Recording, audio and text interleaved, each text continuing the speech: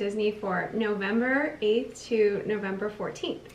Wow. Yes. Getting close to a very eventful week for all. Turkey Day? A grateful, thankful week. Yes, definitely. We're excited for that. And we will have all our family here. Our daughter's coming in from Chicago, so that will be perfect. Just like the good old days, right? Indeed. Not every year do we have everyone together, so, but this year we get to.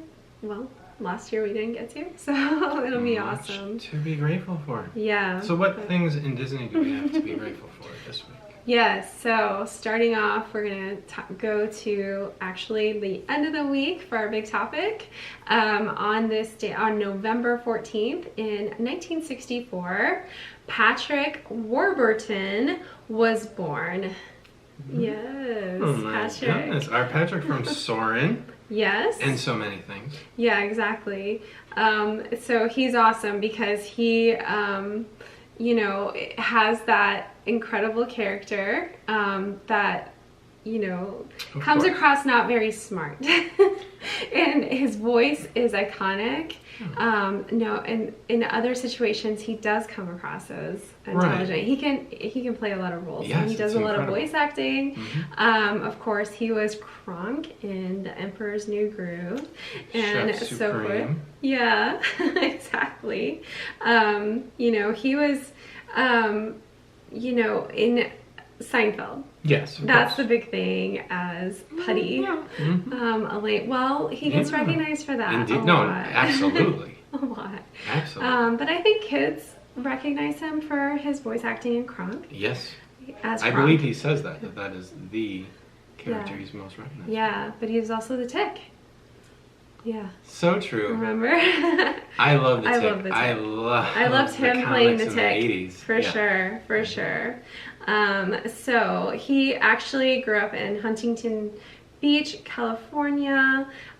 He went to school in Orange Coast College in Costa Mesa, California. He was studying marine biology. Marine biology? Yeah, he met his wife out there, and they got married and everything, and then at 21 he decided he wanted to do film and acting.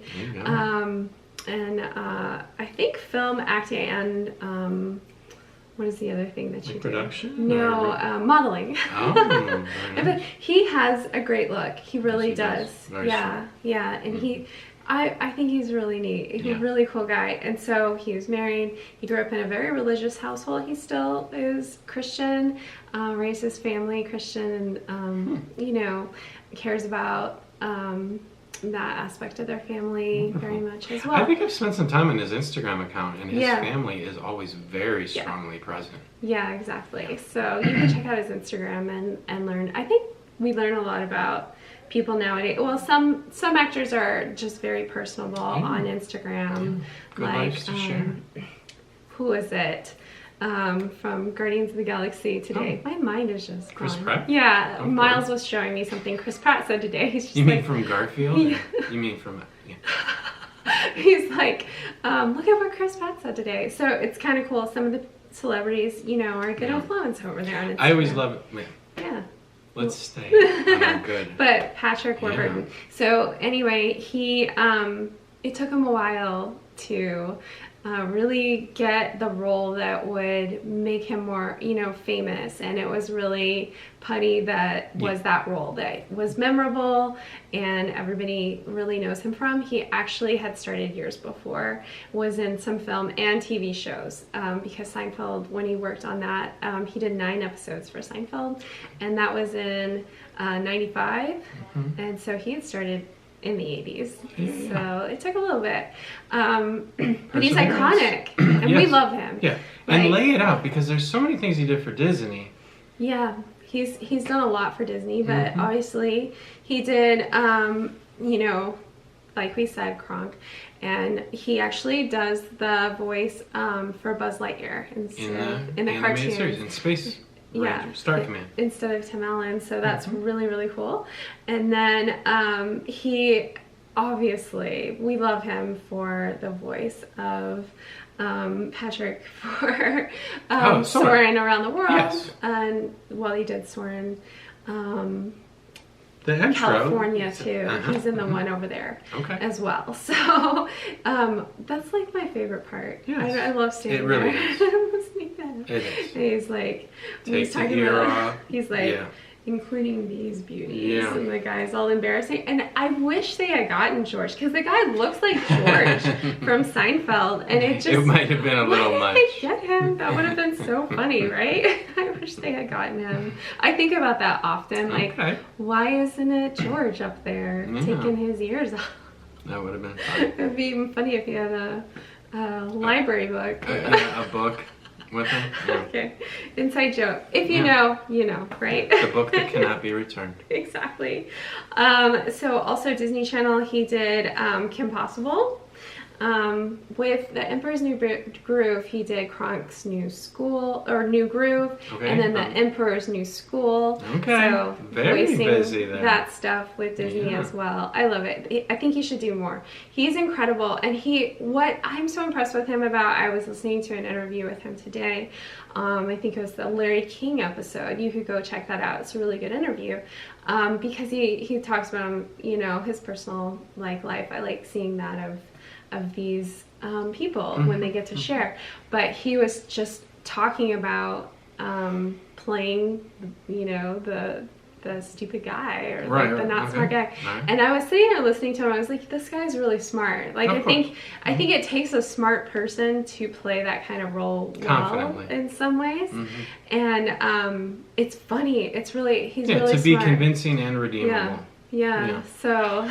Yeah, but so many cartoons. Cool. I mean, from Sonat the Stitch to, or Sitch to the delicious dish of all those Emperor's New Groove cartoons. I mean, just amazing. But then one role I really liked him in was the Lemony Snicket. The narrator. As the narrator, as Lemony. He is Lemony Snicket. I love his part in that, you know, made for TV. Very convincing, aware. Yeah, we read the books when my kids were little. I don't like either version. I think I'm a hard one. I like books more than I like all three. Production. Yeah. Just for different reasons. No, I'm saying the books and the two movies. Yeah. But I mean, they're both good attempts. I think that there were some problems with the film. Yeah. Well, the books are out over 13. You know, and the books seem, or the films seem to try to reference all of them for the film only referenced 3 of the books, and then the show referenced all the books. So it's just a different. They're different take. I just felt like the fire came later than the 3rd book. So I don't know. It's weird. Oh no. And so, but I love Patrick Warburton as Lemony Snicket. I think that's perfectly cast. And you know, he plays, and his role is more intelligent, and I think he puts a lot of emotion into his care about these orphans, these kids. Like, everyone else in the show is so void of emotion and so flighty, but he brings a lot of intelligence through his voice, which you feel in the book, and he really does a great job. I know, like, just from listening to him, I could tell he read the books as well, so I always respect an actor who actually reads the books. He mentioned his children. Yeah, that's why I believe him. Yeah, so anyway, I think he's really cool. Oh yeah, he's fantastic. I really liked learning about him. It's always hard to talk about, you know, a lot of times on This Week in Disney and this day as well, we talk about people who passed. And so I want to respect them and share as much as I can, but also talking about people who are here. I want to, it's hard to share their story. Like, you know, there's so much more to learn about him, and I really am hopeful to what he does in the future.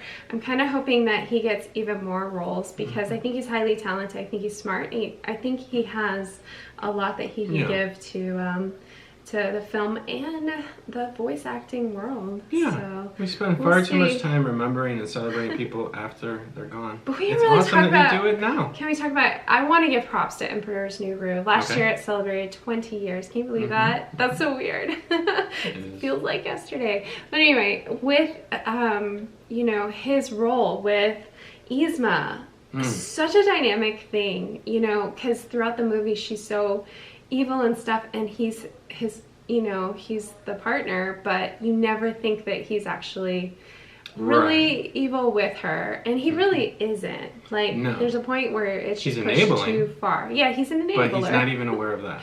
Great example of enabling. If you want to learn about that situation, go check out Kronk. But I love Emperor's New Groove. It just get overlooked again and again. But this is a great movie. It's cool. And David Spade, I mean, yes. Wow. Oh my gosh. Wow. Seriously. So funny. It's funny. They both are funny together in it. So I appreciate that film. So we gotta get more Emperor's New Groove going. Well, they did 2 cartoons. They did, but I'm saying, like, we don't see a lot in the parks. No. Yeah. I mean, there could be more of that. I know there's a lot with Coco and stuff, but yeah. Like, if they talk about Brazil, if they ever do a Brazil or something, or is it Peru? I'm not sure where Emperor's New Groove is. I think it's in Peru. Oh, is it? I'm not sure. Yeah, we need a new pavilion. Yeah. An Inca pavilion in general. But it was a cool film. We love it, and I know it well. I've seen it the kids played it many times, so it's so much fun. But yeah, Patrick Warburton, celebrate his birthday on November 14th. Like I've said before, go friend him on Instagram if you haven't, and you can say happy birthday on his post or something. That'd be really fun, wouldn't it? I think we should do that. We should start doing things like that. It'd be really fun. I respect these cool Disney voice actors. They don't get enough credit, honestly. It's not easy. Can you imagine? It's hard to create a voice, but anyway. So moving on, and we're gonna go back. We'll start off the week talking about November 8th. And back in 1973, Disney's 21st animated feature film, Robin Hood, is released in theaters. So that was 73 on November 8th. So really interesting. Yeah, it's hard to believe. Music. It's hard to believe it's that old. I thought this was one of the 80s one. I've always been funny on this one. I like everything in this film except for like the rugby scene. I don't know. It's so interesting, those animals in athletic, I've always enjoyed it. It seemed, or am I thinking Bedknobs and Broomsticks? I might be thinking Bedknobs and Broomsticks. You're getting your films confused. Yeah, very close time period. Carry on. So watch that on today. And then next up on this week, we're actually moving on to November 9th. And 1999, Mickey's Once Upon a Christmas is released direct to DVD. Yeah, very nice. Often confused with Christmas Carol, but not Christmas Carol. Oh no, I love this one. I really like there's 3 different ones. There's Donald Duck, and they kind of do a Groundhog's the nephews do. Like a Groundhog's Day concept, where the day keeps repeating until they get sick of Christmas. Well, actually, no. Okay. It's till they learn what they need to learn about Christmas, fair enough. What Christmas is really about, and how they should treat their Uncle Donald and everybody else, because at the beginning they're pretty naughty. And then the second one is Max, and yeah, I love it. Yeah. What year was this? I mean, was it pre? 99. Okay. So right around, Goofy movie and the advent of Max, the loved. So Powerline. Goofy's trying to help Max with his Santa feelings. And so that's so cute. To remain committed. Right. As a believer. Yeah. To always hear the bell ring. I love Max. I love when he's and stuff. We got to see Max recently at Hollywood Studios. Miles got to do a photo thing with him. That was so fun. He was hanging out there. Yeah, for sure. And then last one is The Gift of the Magi with Minnie and Mickey. So love those. All the iterations of The Gift of the Magi. So sweet, and it's always the gifts of one another's most cherished. Yeah, giving away when they don't have a lot too, which unfortunately a lot, can happen many, many times in all of our lives, right? And that's okay. That's good. Every season.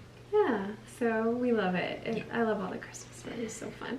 And then 2010, New York City opened in 2010 the Disney store at 1540 Broadway. So this was a big day at Times Square. There was they launched It makes me know. think of the timing of the Macy's Christmas parade. Yeah. It's a good time to open the store. I wouldn't be surprised if they had a presents or a balloon as well, talking about the opening of the store in New York. Pretty cool. Good the timing. store's open from 9 a.m. to midnight. At least it was.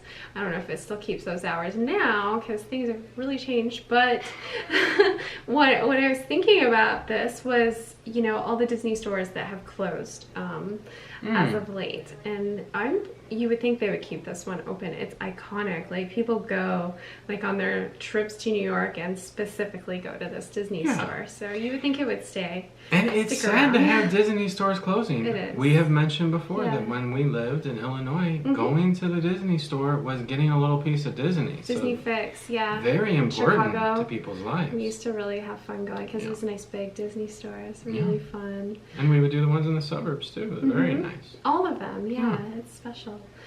So sad about that, but I think they'll keep the one in New York. Yeah.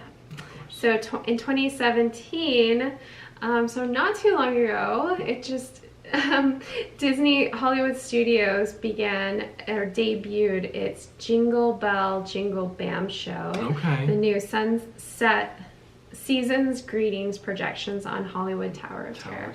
Yeah. So I don't know, have all you guys seen this? Tell us, in the comments, but this was really fun, and I love that you could go stand there and there was snow. I'm really looking forward. So Christmas stuff really officially begins on November 12th. So I'm looking forward to seeing if this show is fully back operational this year, because we didn't have the whole show and they didn't even do the same projection last year. They were more limited, and so I'm really hoping it's just back to normal because it's cool. It's really fun. I think it has I may get their name wrong. I can't remember right now, but Patch and Landing, I believe, the elves. No, it's Tuck and Landing. Something like that. Yeah. the two elves, they had a movie. Yeah. Right. And they are all over the Tower of Terror. And they're very good characters. We should like that more than we do. I guess our kids were all kind of older. We had it. We had it on DVD. We watched it quite a bit. That's all over Hollywood Studios. Yes. Yeah. Yes. And then also Prep and Landing. Prep and Landing, that's it. Prep and Landing. And then also you have Santa Claus over at Once Upon a Time store.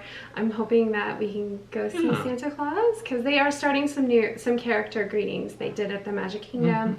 You can see Mickey Mouse and stuff like that. Did they not have pictures at a distance last year? I can't recall. No, Santa Claus was on things on a cavalcade float or on a boat at Animal Kingdom and stuff. So you couldn't go in, and I think now they just instead of sitting next to Santa, there's gonna be a rope and you just kind of stand there. So either way is fine, as long as he can hear the things we want for Christmas, right? That's all that matters. So you hear how good we've been. Yes. There you go. Then you get surprised. Oh my goodness. So we're going to move on to November 10th, 1953. This is one of those true life adventures, the Living with the Desert. Yes. And I just thought this would be a good one for us all to check out again if you haven't seen it. It actually did really well. This one won an Academy Award. It actually grossed $5 million at the time, so it did really, really well for Disney. A very unknown landscape and wilderness. Yeah, but I love this one in particular because it is shocking how much life is in the desert. Yes. So it's a good one. It's a really good education. Surprised. You need to experience it if you haven't. So go check that one out.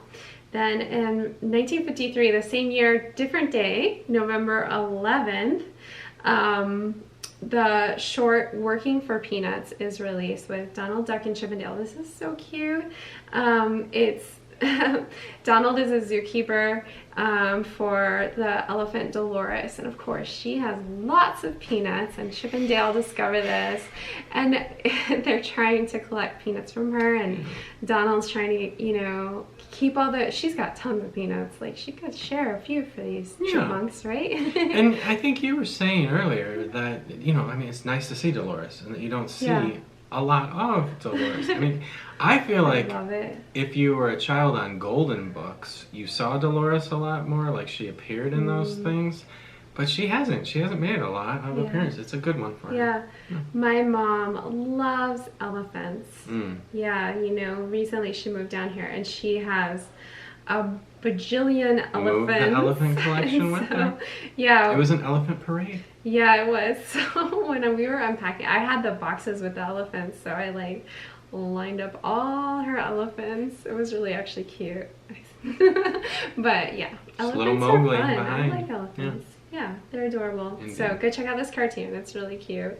And then moving on to, it's still November 11th in 1994. Ooh, I love this movie. I love it, all three. The Santa Claus. Yes. With Tim Allen. Very clever, Yeah, very we've talked good. about this film. It's great. Amazing. Yeah, it's so funny. It's iconic. It's like Even ages, every year. it's even fun to go visit Yeah. the time period. You know, Yeah. 90s. Like what they're wearing and stuff. Yeah. Yeah, it's, and we watch this like every single year, more than once probably. It's on, somebody's watching it around us, so we know these films really well. What's your favorite one of the three? I don't. I mean, I think you have to say the first one. Then I like the one with Martin Short. And then the third one? I don't know. You're They're all still good. worried about Lost, aren't you? That's another inside joke. Oh yeah, Yeah. Mrs. Claus. Mrs. Whenever Mrs. Claus like appeared on and she Lost? had been like lost, it was just like He was you like, know, like, sinister in the Lost television show. I was like, what? What? I don't know about that She's casting, dangerous. but it worked out well. It was okay. She's great. She's great as Mrs. Claus. Very for sincere. sure. And then in With a sparkle in 1997, her eye. another movie I've seen many, many times. Maybe not as popular. I'm sure you guys. Actually, Disney Plus reviews. I asked him to review this film. I don't know how happy he was about it, but he did. Okay. But the Disney's Beauty and the Beast, The Enchanted Christmas. As long as there's Christmas, I truly believe. I mean, Yes. for real. It's a good one. It's really good. It's so cute. And what's his name? Tim Curry. Tim Curry is the voice, of the Pipe Organ. Yeah, and he's I he's can't a think of his really name right now. sinister character. Yes, and I poor think that's Fife why is completely held. Right. Yeah. Yeah, and he's not even physically held by the character of Tim Allen, but he, like, you would think he was. He's But so Tim in Allen's control. character, the organ, is held to the wall. Right, by, he like, can't move. He can't get away. But he has a lot of influence, so it's that. And Tim Curry does such a great job of that. Like, that's partly why I like this movie so much is the bad guy in it. It's just really well done. So go watch it. If you haven't seen it, just watch it. I know you probably avoid some of these movies, but you will love them. Just the year before last, Disney Plus was launched at 6 a.m. Um, And it's really weird because for some reason I think this was 2020. yeah, Why? I can understand. It's really confusing. We're gonna have to keep this straight for when we're in our olden age. Some of us might say, yeah. Yeah. 2020 when Yeah. Disney It Plus. just kind of smudged together in It my did. mind a little. So I just thought. But I remember it the was premiere interesting. night. It was It was good. exciting. It was fun. Yeah, we were all set, ready yeah. for it, and everything that premiered that night or that morning. Yeah. It actually opened in Canada and the Netherlands as well. Didn't Mando like premiere right with it? Mandalorian? Did it? No. I don't know. It was later, a little bit later. Yeah. But I don't know. Maybe I it forgot. was.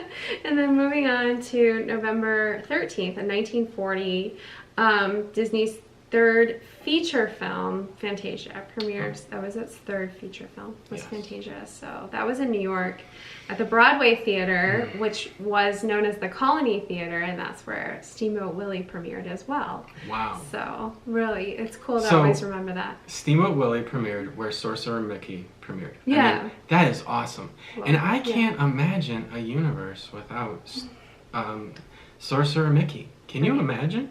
Yeah, but there was once. It would be totally different. Right, totally. For at least what, almost a decade. So it's kind of crazy. And that was fun. We like him troublesome and black and white as well, and very playful. But Yeah. the Magician's Apprentice. I mean, he was troublesome there, Yeah. but he Mickey always gets in a rose in little the bit of power of trouble. Yensid. Yeah. And he continues to hold it to this day. Absolutely, absolutely. All right, so then moving on to the last day of the week, November 14th. In 1936, the Mickey short, or Disney short, Mother Pluto, this is a Pluto short, it's basically Pluto stumbles into a hen house where the chicks are being born at the same time, and they think that he's the mother. This is really interesting. That, you know, I was wondering if this is like a phenomenon that really happens. It does. Like, I recently saw a video of this happening to a man who stumbled upon the same kind of situation, and these chicks were like trying to follow him and everything. Yeah. So it can happen. Well, it's in fact, interesting. we had a dog. Yeah. It's still alive that my parents have. His name was Hugo. He was he's an American bully, and he was raised by turkeys. Yes. So he would gobble. When he would get stressed out, like he'd be like he would make these gobbling sounds. This was an American bully, half American bulldog, half pit bull, that would make gobbling turkey sounds. Yeah, because it was raised by turkeys. When he was sleeping and stuff, he would do it in his sleep. He'd like mumble like his gobbles. It was so cute. Yeah. It's a perfect Thanksgiving thing to remember. So he loved those turkeys for sure. That's pretty rare. No, that's not it. One more thing. 2007. This is a restaurant we actually love. It opened in 2007. The Yak and Yeti Restaurant at Disney's Animal Kingdom. Yes. Have you guys been there? Perfect. We like it. Environment, 2-level, window view on the outside. Yes. Nice view over the bridge coming into Asia if you get the right seat. So it has the food of Asian cuisine from China, India, and Nepal. I've been to Thailand, and to me it feels just like when I was in Thailand. There's a lot of feelings of that. The food is really good. I love being in that restaurant. It just fun. Gives me, takes me out of the U.S. all of a sudden, and we really love that. We've ended up there on birthdays quite often. They've started to do more Korean cuisine there, which I also lived in Korea, so I'm always excited about Korean food because that's not represented hardly at all anywhere. So it's but really there are cool. very fine Korean restaurants in Orlando. Yeah, for sure. Yeah. The cool thing I love about Korean food is usually like whenever we do go to a Korean restaurant, it's always like run by people from Korea, and it's really authentic. I haven't found a like Americanized Korean restaurant as of yet. Let's not do that. I think it's hard to do. But Yak and Yeti, we love it. It's really fun and cool experience. Just smells good. Like I walk by and I'm like, man, I wish I had a reservation. It's always tempting. Yeah. We've walked in. You can never just walk in. No, you gotta eat. Hopefully, if they let you. Yeah. Sometimes it's hard to get a reservation there. Honestly, it's very popular. So I'd rather eat there mostly, but they do have Tusker House open back up again, so we gotta get back over there too. Yeah, lots of yummy foods. But yes, that's it for this week in Disney. We hope you guys are having a great week, a great start to your week or whenever you catch the show, and we love to hear what you guys think of everything in the comments, and thank you so much for watching and following along, and yeah, so we will see you guys next